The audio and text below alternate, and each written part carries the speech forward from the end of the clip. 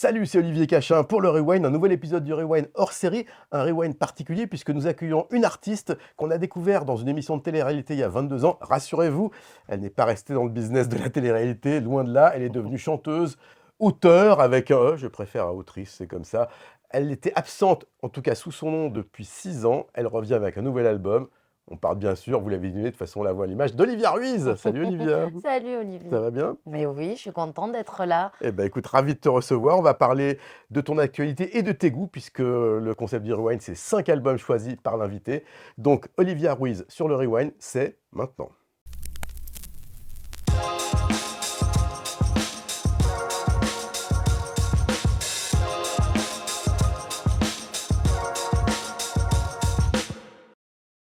Je suis de celles qui nagent à contre-courant, qui refusent le sens du vent, qui refusent d'être la réplique de la réplique de la réplique. Alors, Olivia, on va commencer par une question très simple. Ça fait 6 ans que tu es absente discographiquement sous ton nom, en tout cas. Tu reviens avec ce nouvel album. Est-ce que tu peux nous raconter un petit peu la raison, non pas de cette absence absolue, mais cette absence discographique, puisque entre-temps, tu as fait quelque chose quand même. Et bien sûr, j'ai écrit 2 romans entre-temps. Comme ça a plutôt bien marché, ça s'est accompagné d'une tournée de lecture musicale à chaque fois, où j'avais vraiment créé un mini spectacle d'1 heure, rythmé bien évidemment par de la musique et des chansons, puisque voilà, pourquoi ne pas utiliser cette partie-là aussi dans la littérature. Donc finalement, ça a occupé énormément de temps, peut-être 3 ou 4 années entre l'écriture et la promo des bouquins. Et il y a eu Bouche cousue, un spectacle très important pour moi, parce qu'il mettait à la fois le parcours de mes aïeux à l'honneur, mais à travers lui, surtout, il parlait de la beauté de la résilience, des difficultés du migrant, à se construire un destin. Et c'était quelque chose de presque sacré, cette tournée-là. On a fait 100 concerts, on a été interrompu par le Covid, mais quelque chose de fort et de vachement enrichissant. Et qu'est-ce qui t'a amené à revenir donc sous ton nom pour un album de variété, de chansons Écoute, un peu l'entourage quand même. Mhm. Mon manager Arthur qui me disait c'est chouette que tu écrives des livres, mais moi j'ai vachement envie d'entendre des nouvelles chansons de toi. Puis aussi avec mes musiciens, justement. Tu sais, on avait fait cette tournée Bouche cousue. À la fin de la tournée, la guerre en Ukraine a commencé et tout ça prenait une résonance assez difficile pour nous. Parce quand tu joues un spectacle en te rendant compte que la réalité lui donne corps, j'allais dire, tristement, que tu sais que des millions de gens se retrouvaient aussi à devoir vivre cette amputation qu'est le déracinement et chercher un refuge. C'est un peu dur, certaines fois, très honnêtement. Et il y a un soir où on se retrouve dans une loge tous ensemble et où on se dit waouh, c'était chouette aussi en fait d'être en festival d'été, de jouer juste les chansons de l'album et quelques anciennes dans un divertissement pur, dans quelque chose vraiment de juste de partage d'énergie et avec moins de, j'allais dire peut-être de profondeur, quoique mes chansons sont rarement légères, mais dans quelque chose de plus immédiat, voilà, de moins chargé émotionnellement peut-être. Donc voilà. Et ça se passe comment? Parce que ce qui est étonnant, c'est que je disais variété chansons françaises, il y a aussi une touche électronique qu'on entend sur pas mal de morceaux de ce nouvel album. Ça vient Mhm. d'où cette idée de justement de changer un petit peu artistiquement, musicalement, d'amener une autre couleur C'est les chansons en fait, je crois, qui ont appelé ça. Beaucoup de chansons parlent du corps, du rapport particulier qu'on entretient avec lui, de ce côté miracle et poison à la fois parfois, surtout dans notre société aujourd'hui, où moi je sais que je suis spectatrice de la façon dont les jeunes filles se saisissent des dictates et s'abîment, j'allais dire, parce que c'est comme ça, moi, que je le vois un peu trop, un petit peu trop souvent. Tu veux dire tout le côté, que ça soit la chirurgie esthétique, le botox, le BBL, j'ai appris l'existence de Qu'est-ce ce que terme c'est? récemment. Je sais Tu pas, connais pas? apprends-moi, non. Brazilian butt lift, c'est les fesses Ah, mais maxi. oui, quand j'ai été au Brésil, je trouvais que j'avais vraiment des fesses qui n'étaient pas au niveau. Et à un Ouais, moment donné, je me suis dit, il y a peut-être un, il y a peut-être un secret là-dessous, c'est la magie du effectivement. bistouri, ouais. Oui, voilà, c'est pas juste la magie des origines Non.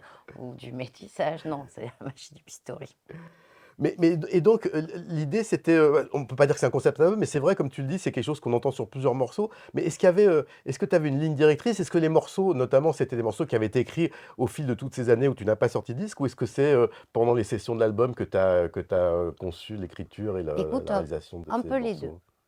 Un peu les 2. Je suis arrivée avec pas mal de textes quand on s'est enfermé quelques jours dans une maison avec mes compositeurs, Vincia et Nino Vella. Et finalement, il y en a plein que j'ai pas gardé, où je gardais que la thématique et puis je réécrivais sur le vif parce qu'il y avait une inspiration qui était là, due au travail qu'on était en train de faire. Mais quand même, avant même de commencer les compos avec les garçons, j'avais posé quelque chose qui était, je veux des chansons des arrangements minimalistes, je veux qu'on soit sur des rythmes plutôt latins, je veux qu'on aille chercher des sons un peu sales dans la musique électronique parce que je veux qu'on appelle le corps comme les chansons l'appellent de toute façon dans leur contenu. Donc il y avait quand même ce cadre, Mmh. voilà, qui laissait une liberté tout en posant une fondation sur laquelle on allait pouvoir tout construire. Donc voilà, il y a des morceaux comme De la peau, des violons et de l'eau, où le texte était là bien avant l'entrée en studio. J'avais essayé de la mettre en musique il y a longtemps sans en être satisfaite, et qui ont ressurgi à ce moment-là et qui ont trouvé du sens, en l'occurrence dans les mains de Vincia. Et puis beaucoup de choses écrites sur le vif aussi. Le premier single, c'était le sel. Alors, ce qu'on voit dans le sel, Ah, est-ce c'était la qu'on... réplique, le premier, même Ah oui, pardon, si, oui, oui, ouais. c'est vrai. Non, mais oui, en fait, en plus, je pensais à la réplique parce Mhm, que justement, mon propos était la couleur, mhm. le bleu dans cette vidéo, le bleu que tu as aujourd'hui.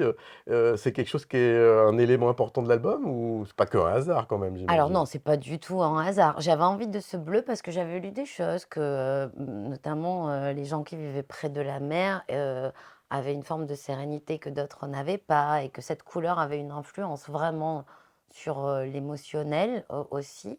Donc, comme dans ce disque, il y a beaucoup de chansons qui sont vouées à faire du bien. Il y a des chansons, je m'adresse à des femmes en disant: «Tu peux te sortir de là, tu vas y arriver». D'autres où je pose, des profils de personnages, parfois incompréhensibles et en trouvant des clés pour qu'on puisse les aimer quand même. Voilà, donc je pense que tout ça était aussi lié, au choix de l'esthétique plus globale en dehors même de la couleur bleue. Alors, il y a un rapport entre ton album et un album de rap français. Alors, Hein. pas dans la diction. Non, en fait, parce que souvent dans un album de rap français, tu vois, il y a un côté très rentre dedans. Et puis, le dernier morceau, généralement, il y a un truc un peu plus intime. C'est vrai qu'il y a quelque chose comme ça souvent, ouais. Et là, toi, avec Abuelo, alors là, c'est carrément c'est l'histoire familiale. Est-ce que tu Mmh. peux nous résumer un petit peu l'origine de cette chanson et pourquoi c'est si important justement cette transmission de famille, de cet intime récit familial, un peu Alors, parlé, un petit peu ce longue qui se durée? passe, c'est que j'ai une musique, dans les mains et que je n'arrive à rien cracher dessus, ni mélodiquement, ni mettre des mots, et en même temps, cette musique, j'ai envie qu'elle existe sur le disque. Alors j'ouvre, mon portable et je fouille les notes, voir si je vais enfin réussir à trouver quelque chose, et je tombe sur l'éloge funèbre de mon grand-père, écrite par mon frère Toine. Je l'ai lu. Et c'était évident que ça allait être à la fois le rendez-vous de mon frère et mon père qui sont présents sur tous mes disques, heu, qu'il fallait que cette chanson clôture l'album, pas parce qu'elle parlait de mon intime et que c'était essentiel, plutôt parce qu'elle illustre, le fait qu'on peut partir, avec rien dans les mains, dans les poches, mais que si on a une passion et si on arrive à trouver un lien avec l'autre, même un seul lien, on peut se construire une belle vie. Elle est là, je trouve l'importance de cette chanson. C'est qu'elle dit, peut-être qu'un jour elle sera écoutée par quelqu'un qui n'a rien et qui a du mal à voir l'avenir ensoleillé et qui se dira, si le petit Pedro y est arrivé, moi aussi j'y arriverai. Alors, comme tu disais, même si ça fait 6 ans que tu as pas sorti d'album, tu as quand même été présente, y compris sur scène, mais là, c'est un retour, Olivia Ruiz, chante, Mhm. son répertoire. On peut avoir une petite idée de ce que vont être les concerts? Parce que Paris, c'est pas avant la fin 2024, si je me Oui, c'est souviens ça. bien? Ouais, j'avais envie d'arriver avec un spectacle un peu rodé Mmh. à Paris, même si on va le reprendre parce que ça va se découper d'une façon assez particulière. On commence avec un avant-tour d'une dizaine de dates, puis on file sur les festivals, et ensuite on coupe un petit peu pour recréer la version longue, j'allais dire, du spectacle pour l'Olympia. Donc là, par exemple, pour cette festival et pré-tournée que je travaille là, je me mets la pression toute seule parce que j'ai 44 ans. Il y a longtemps que j'ai pas fait des gros sets hyper punchy à m'énerver et à sauter partout. Et pourtant, là, je suis en train de construire une- un spectacle qui va être vraiment, tu vois, pour te dire, ça commence par la Pachamama, qui est un des morceaux les plus énervés, j'allais dire, de l'album, ou en tout cas, il va quand même falloir incarner ce personnage, cette Pachamama, cette terre-mère que j'imagine comme un Hellboy féminin qui vient de nous, voilà, qui avec sa bonhomie a pris soin de nous et se retourne contre nous. Donc voilà, on va rentrer sur scène a priori sur la Pachamama et avec des morceaux comme La Réplique ou les versions très musclées des anciens morceaux de La Femme Chocolat ou de Je traîne des pieds qui finissent totalement punk. Écorcher mon visage, écorcher mes genoux, écorcher mon petit cœur tout mou. Voilà, il va falloir que je sois au niveau de l'énergie que j'ai mise dans ce set. Et j'avoue ressentir une petite panique à l'idée de repartir comme ça sur ces tournées de longue haleine. Là, je vais faire, je sais pas, 40 concerts en 3 mois, quoi. Voilà. Vaut mieux avoir la panique que se dire tout va bien se passer. Tu crois? Hein, bah oui, c'est bien, non? Petite pression quand même. Oui, bien, ouais, mais alors, tu sais, ça dépend. Quand tu es déjà quelqu'un qui te met beaucoup la pression naturellement tout le temps, parfois c'est bien aussi de pouvoir. Mais je sais pas faire. Je vais surtout faire des abdos, et puis faire des pompes. Et puis comme ça, je serai prête dans 1 mois et demi. Mais oui. Et dernier petit truc, alors on t'a découvert donc, donc avec la Starac. Alors, tu croyais rentrer dans Fait, mais en fait, tu étais un peu dans une colonie de vacances. On a bossé, on bossait. Oui, mais bossait, tout mais- n'était pas, voilà, c'était Voilà. pas ta cam. De toute façon, t'étais pas vraiment faite pour ce genre d'émission, a Pas priori. trop. Mais non. t'es revenu là, c'était une façon de faire Ouais. la paix avec Un cette peu. aventure, parce que je crois qu'à un Un moment, peu. fallait pas trop te parler de. Non, ouais, Hein? j'ai eu du mal à mettre derrière moi tous les mauvais souvenirs de cette expérience. Et puis j'ai croisé sur un autre plateau télé Nikos, c'est le nouveau producteur de la Starac. On a longuement discuté et ils m'ont convaincu. Écoute, ils ont su trouver les mots et ils m'ont dit notamment de regarder. J'avais pas vu depuis que ça avait repris, depuis les quelques années où ça avait repris. Et ils ont eu raison, parce que ces 4 candidats, là, je les ai trouvés très attachants. Je trouvais qu'ils avaient une identité assez forte, qu'ils avaient un beau lien entre eux, qu'ils étaient humbles. Et je me suis dit, bon, bah, ils ont raison. C'est que c'est le moment pour moi de revenir. J'ai pas dit que ça avait été simple, Ouais. mais émotionnellement, mais je suis vraiment contente de l'avoir fait. Et effectivement, il y avait quelque chose d'un peu. Voilà, il y avait un chapitre à fermer. Et finalement, en refusant, en continuant à ne pas y aller, je ne fermais pas vraiment ce chapitre. Ouais. Là, c'est probablement fait maintenant. Tu nages toujours à contre-courant alors? Et Pour oui, reprendre une rime de la réplique. ouais, bah oui, je crois que j'ai la désobéissance en moi, de naissance. Eh ben écoute, merci Olivia. En attendant donc les concerts qui vont bientôt commencer et l'album donc qui est sorti le 1er mars, eh ben si tu veux bien, on va faire un petit tour d'horizon de 5 albums que tu as choisis. Allez, Je sais pas si on peut dire que c'est tes albums préférés, mais en tout cas, c'est des albums importants pour c'est toi. trop dur d'en choisir 5. Quand tu Je m'as sais, c'est demandé insupportable. 5, vraiment là, j'étais un peu désemparée. J'espérais que tu avais oublié le petit 0 derrière le 5, qui t'a passé 4 jours à te faire la liste. Un rewind Et non. de 48 heures, ça sera pour la prochaine fois. Mais en attendant, voici les 5 albums, en tout cas 5 des albums préférés d'Olivia Ruiz dans le rewind. Le rewind Olivia Ruiz partout. Cette fois-ci, on va parler des 5 albums choisis par Olivia. Peut-être pas ses 5 albums préférés, ou en tout cas ses 5 albums préférés au jour d'aujourd'hui. Pour reprendre une expression qui n'est pas vraiment française, mais tant pis, on la garde.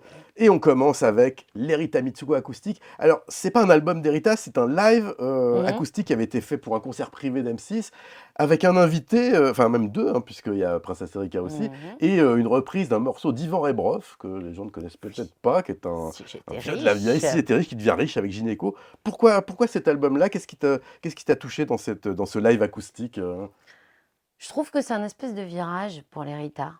On a un son qui est posé depuis des années. Alors déjà, que je te dise quand même que je suis absolument fan de ce groupe. Premier album d'ailleurs que j'enregistre. À la réalisation, c'était Mitch Olivier et Iso Diop, qui avaient fait notamment Hexagone 2001, qui est un disque qui a marqué tous les gars de ma génération et toutes les gadgets de ma génération. Donc les Rita, énorme partie de ma vie. Et je trouve que ce disque marque un virage dans le sens où justement, cette arrivée de Doc Gynéco, on est quand même sur un groupe très installé, très identifié, chansons punk, chansons alternatives, disons. Ça lui va pas du tout, ça leur va pas du tout à ce groupe, je trouve, chansons françaises. Un Non, peu comme à moi.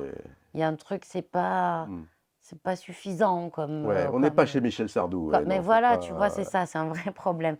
Et là, je trouve on nous vend en acoustique, qui a une énergie qui est largement digne des électriques. Et puis, c'est semi-improvisation, parce que quand même, ce morceau, Si j'étais riche, est complètement tordu par Doc Gynéco et par Catherine Ringer. Si t'étais riche, diggy, diggy, diggy, diggy, oh. Si j'étais riche. Dis-moi. Et je trouve que ça marque un renouveau dans leur histoire. Mm.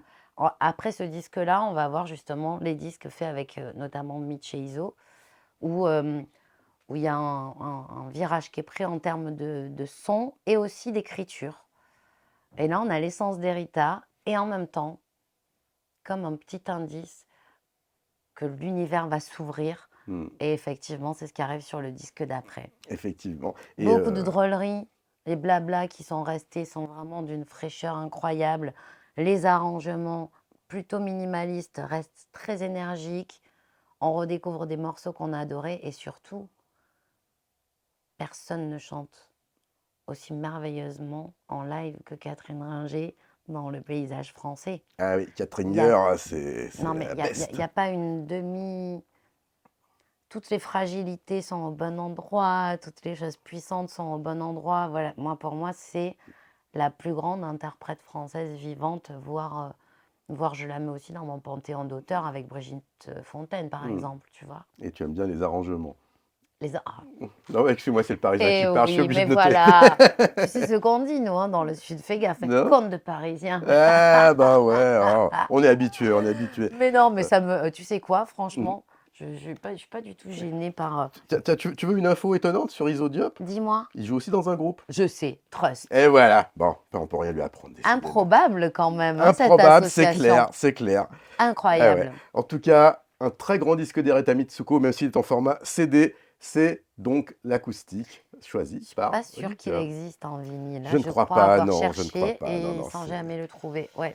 Voilà, une mission pour la maison de disques qui pourrait bien ressortir ça en version On vinyle, aimerait un de ses aimer. records Store Day par exemple. Allez, Mm. on passe aux deux? Allez. Allez, le deuxième.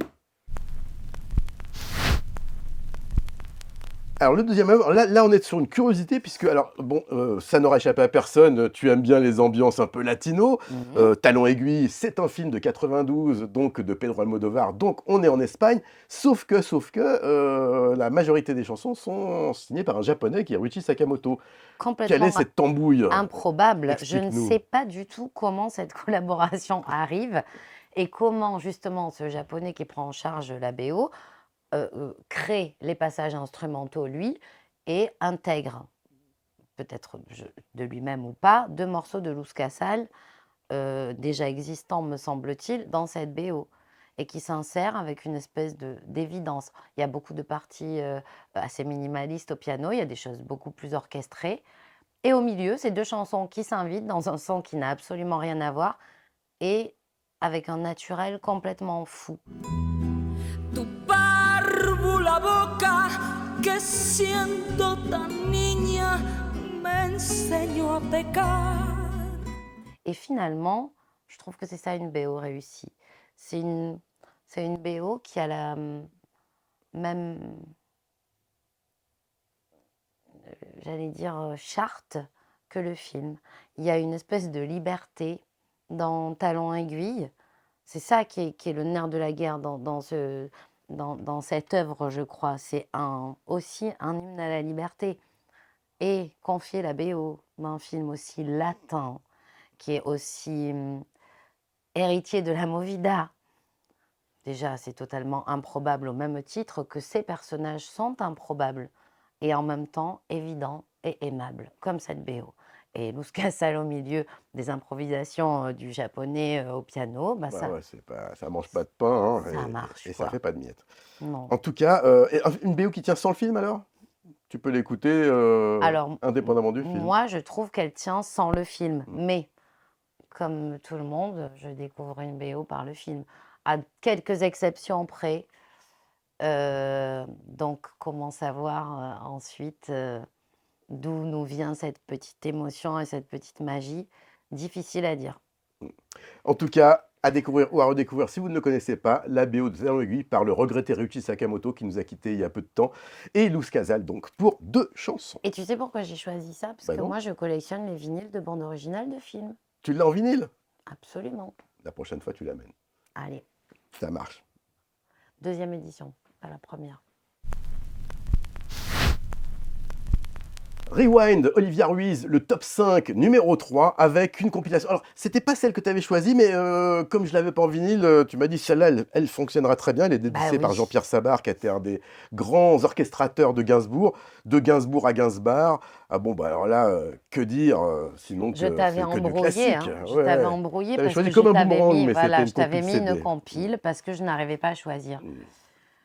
Dans les morceaux qui me bouleversent, alors est-ce qu'ils y sont aussi? Mm. Et qu'est-ce que ça serait la Moi, chanson de Prévert Alors non, bizarrement, moi, ce qui me touche le plus, ou en tout cas que je trouve le plus fou chez Gainsbourg, c'est les chansons les plus cyniques. Intoxicated Man, par exemple, Ouais, ou l'autre, comment s'appelle-t-elle? Quel est le titre? Hippopotame. Dans tes yeux, je vois mes yeux, t'en as de la chance, ça te donne des lueurs d'intelligence. Tu vois, qu'importe.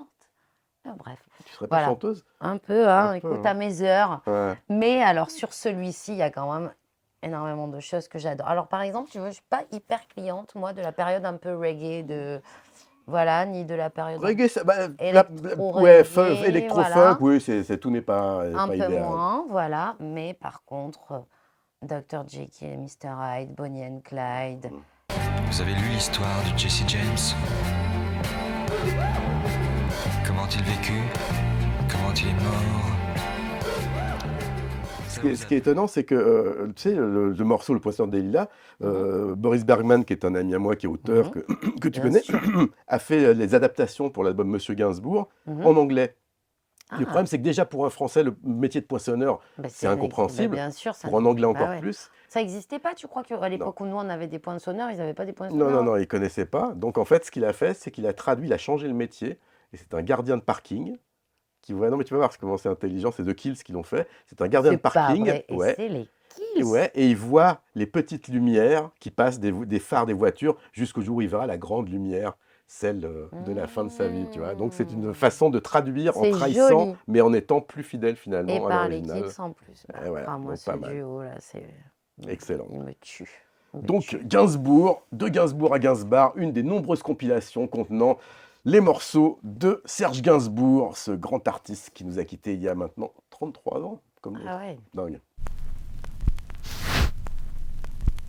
Alors là, on passe aux États-Unis avec la 4e sélection de Olivia Ruiz et c'est The Score, le 2e et dernier album des Fugees, si on exclut un Greatest Hits paru après, qui est un peu une arnaque parce que quand on a 2 albums, un Greatest Hits ça veut pas dire grand-chose. Eh ouais. Ça, c'est l'album de tous les succès, plus de 15 millions de ventes à l'époque de sa sortie, ça doit Ah en ouais. être à plus de 20 maintenant, que des hits, une reprise de Bob Marley.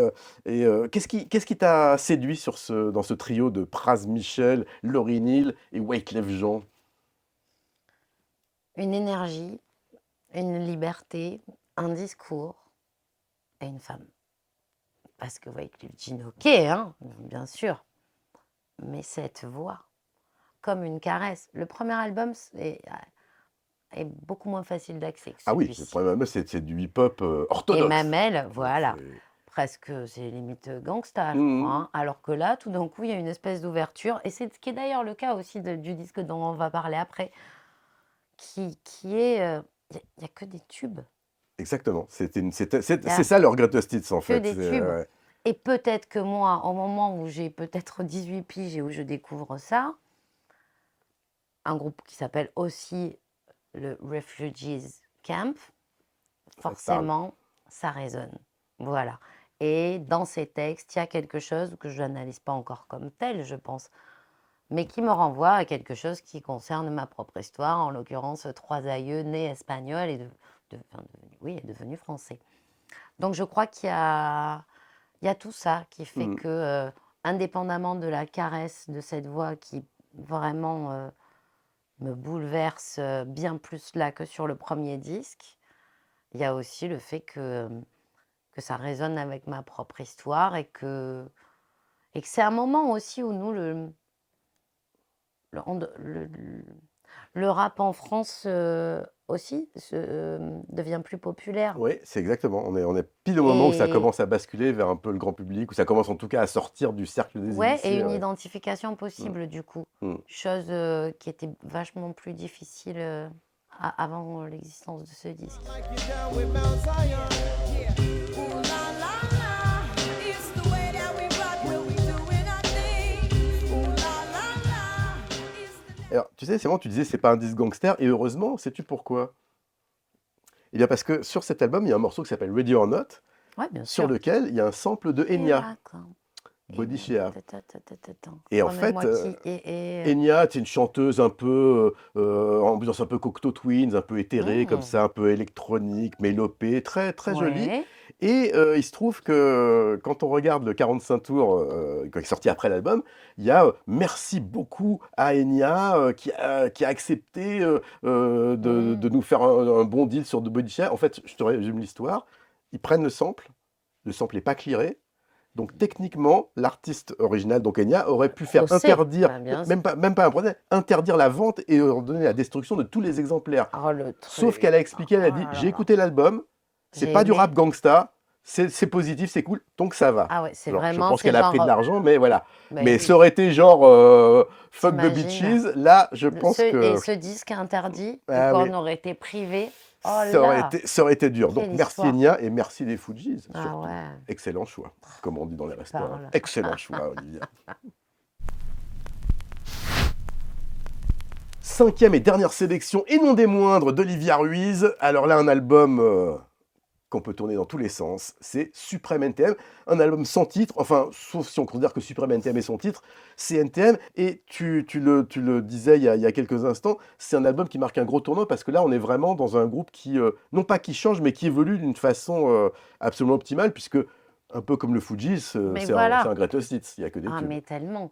Et c'est vrai que c'est l'album qui précède celui-là est vraiment beaucoup plus énervé. Ouais. Il commence à ouvrir avec La Fièvre, mais on est encore Ouais, et laisse effectivement pas entre les traîner deux. ton Ouais, là, fils. voilà. On est quand même sur des morceaux qui sont eux aussi hyper faciles d'accès. Mm. Et moi, je me rappelle, donc cette époque-là, je vis à Marseillette, j'ai toute une bande de copains rappeurs, dont le réalisateur de ton émission, Nicolas Delarue, qui est juste là. Il est là. On est des enfants, on attend que Nicolas et un autre ami parisien nous envoient tous les disques, notamment de rap, qui sortent. On découvre le rap parce qu'on attend au courrier avec notre ami commun Olivier Godeuil ce que Nico va nous envoyer ou ce qu'un autre ami va nous envoyer. Et évidemment, à cet âge-là, dans notre petit village de 700 habitants, on a l'impression d'avoir une lecture de notre capitale grâce au disque d'NTM. On a l'impression qu'un monde immense s'ouvre à nous. On a l'impression que Paris brûle aussi. On a l'impression que c'est la guerre des gangs. Bon, et puis quand on se renseigne un peu, on se rend compte que pas totalement. En tout cas, que d'autres épisodes ont été largement aussi violents que celui qu'on nous décrit. Et ça réveille, ce disque et le précédent, quelque chose de l'ordre de l'engagement très fort, je trouve, chez nous à ce moment-là. Il y a quelque chose qui fait que l'univers s'élargit et qu'on a l'impression qu'on va pouvoir agir aussi sur notre monde. Et je me rappelle vraiment de ça, que bizarrement, c'est vraiment La seule musique qui nous donnait cette sensation-là était le rap à la fin des années 90. Je t'explique ce que je kiffe, c'est de fumer des spliffs et puis de construire des riffs qui soient compétitifs. Pouvoir faire de la musique tout en gardant mon éthique. Faire du fric sans jamais tâcher l'image de ma... Et ce disque-là en est l'emblème ultime aussi. Le dernier album d'NTM, pas la fin du groupe, hein, puisque le groupe va continuer sur scène, notamment 10 ans après, mais le dernier album studio, dernier album tout court, Ma Benz, incroyable, Mais oui, que des tubes. Seine-Saint-Denis Style, Pose ton gun avec Joey qui se tape la glotte avec cette espèce Avec de voix une telle incroyable. violence. c'est- Mais oui, et en même temps, voilà. Bizarrement, c'est l'énergie qu'on en retient plus que la violence Hmm. et du propos et quelque chose qui devient vraiment moteur, je trouve, pour les jeunes. Et mon frère qui était là tout à l'heure t'aurait dit la même chose. C'est un monde qui s'ouvre pour lui. T'aurais presque pu faire les bacs. Hein. Alors, tu sais que j'en avais repris, hein, j'avais repris Ouais. quoi? J'avais repris Odeur de soufre. Et finalement, c'était pas sorti, mais j'avais adoré jouer ce Ah, morceau-là. c'est marrant parce que c'est un des moins connus de l'album sûrement. Il est On jamais me sorti l'avait en fait single. choisir Ouais, et du coup, ok. moi, c'était le choix évident pour Ouais, moi. ouais. Un album magnifique, le dernier, car ils n'ont pas fait l'album de trop, même si on ne peut pas s'empêcher de regretter qu'il n'y ait pas eu un Un cinquième. peu. Mais enfin bon, quand même. Et qu'on l'espère un peu secrètement quand même. C'est comme les boxeurs qui partent sur une victoire invaincue. Le 4e album des NTM, le 5e choix de Olivia Ruiz. Merci Olivia Mais pour merci ce temps. Olivier, c'était un Et puis plaisir. écoute, on viendra Comme te voir sur toujours. scène à Paris, à J'y l'Olympia. compte. On sera là. Merci. Le Rewind, c'est terminé. N'oubliez pas de vous abonner, de liker la page, de commenter. Vous n'êtes pas d'accord avec Olivia Ruiz? C'est possible. Dites-nous-le. Et on se retrouve très vite pour un prochain Rewind. Salut. Et à très bientôt.